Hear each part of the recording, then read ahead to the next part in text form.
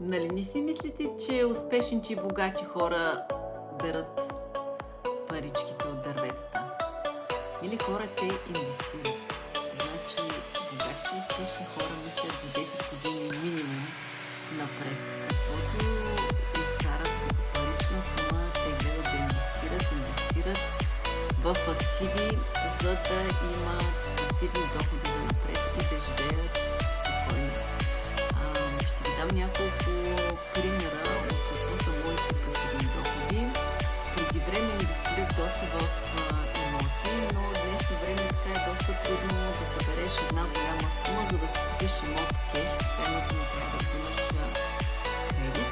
Но ще ви дам примерно, имате сумата от 100 000 евро, купувате си един апартамент, обзавеждате го, давате го под наем и примерно взимате там 600, 700, 800 лева